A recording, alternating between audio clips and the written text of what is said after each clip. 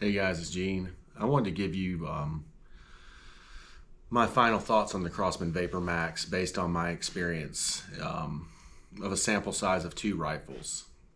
My first rifle shot so far to the left that I had to take the rear sight aperture all the way over to get it on paper. So I sent that one back under warranty. Got the second rifle and just had poor accuracy with it, and the pump handle came loose. So I just decided to not go through the process of sending back another rifle, the second one. Fixed the pump handle, it's held up fine, but I just had poor groups. I took off the front sight, the plastic part, unscrewed, took it off. Well, the barrel in that one immediately sprung all the way to the right. So it's like the barrel was under tension and canted to the right.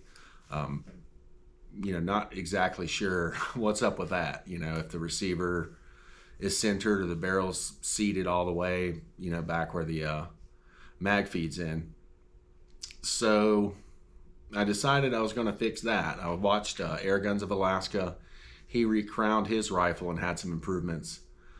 So I did a recrown, and then I thought I would stabilize that barrel. So I shimmed that barrel up, wrapped it, got it locked solid into the middle, and I was like, took it out, did some shooting, and I was like, man, this is the fix. I started getting 1/2-inch groups with pellets that were all over the place, and this is at 25 yards, 10 pumps.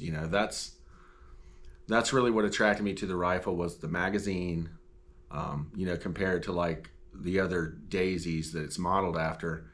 A lot easier to load, not fiddling around with one pellet at a time, dropping them in backwards, etc. And then, the advertised 14 FPE of energy, with the option of, maybe doing some pesting and small game hunting. I thought that's the practical application for me. So some of the other videos I saw doing the 5-pump test, didn't really cut it for me. I wanted better accuracy, at full power. And, I was pumped. Went out, shot the thing, did some awesome groups after stabilizing the barrel and doing the recrown. I was getting 1/2-inch groups, 3/4-inch group. Really excited about that. So the next day after I'd done this, I came home. I was like, I'm going to film this. This is the fix. Picked up the rifle, still shooting decent, but now the groups had shifted. So I noticed, from another video where Air Guns of Alaska had noticed that the dovetail rail is only on 1/2 of the receiver, so you had some movement there. So I had, a 0 shift issue, and I still think that started hampering my accuracy. If you bumped into the scope while pumping it or anything like that, I think that had an effect on it. I like the magazine. I like the feel of the gun. Like, it feels sturdier than some of the other ones. But, with the QC issues and stuff at this time, I wouldn't recommend it. It's a no-go for me.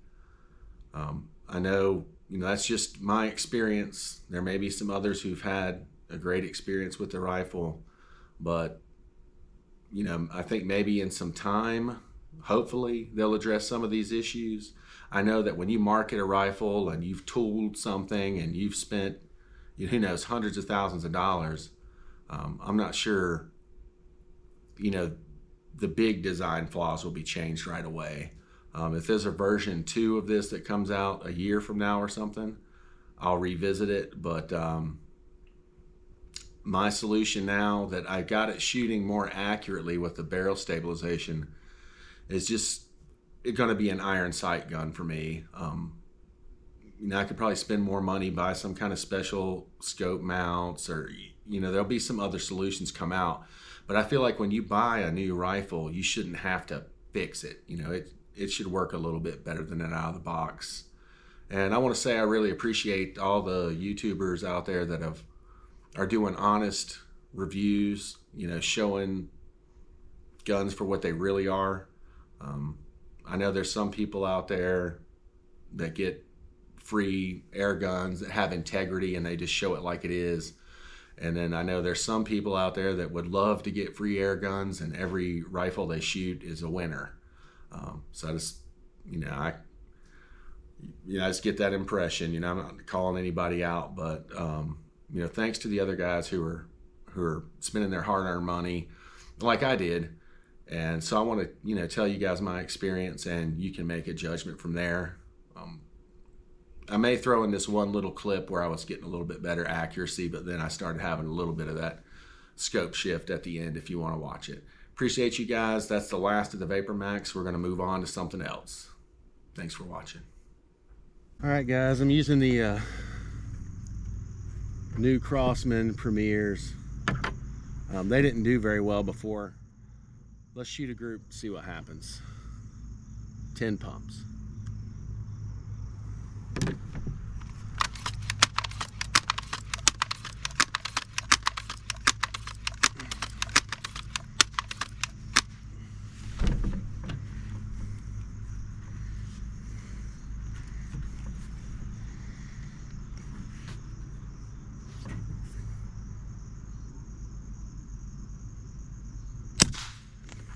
Wow, that was a good one.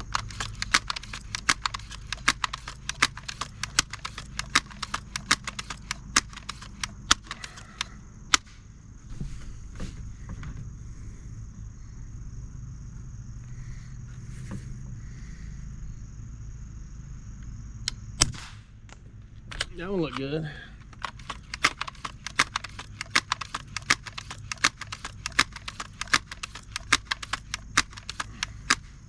I've shot this so many times, I think the trigger is actually maybe getting a little better.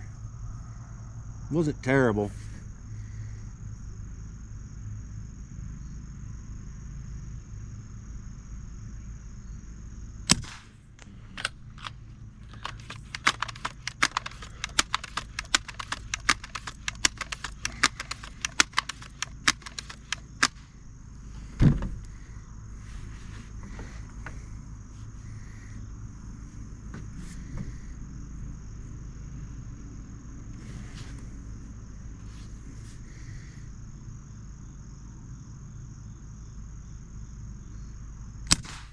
Ooh, I pulled that one.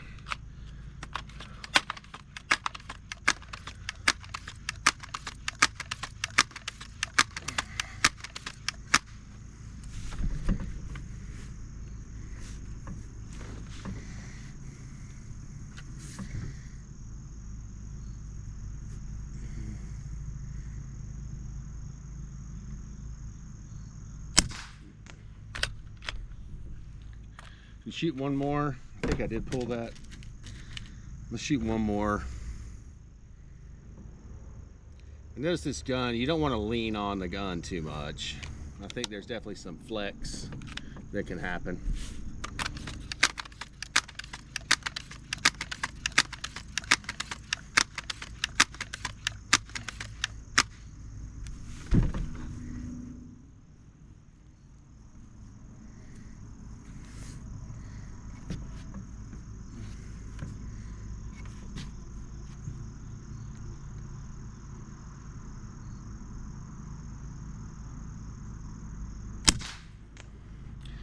That looks pretty good. Let's go check it out. Well, that's not too bad. I shot a couple off camera that looked a little bit better. Center to center.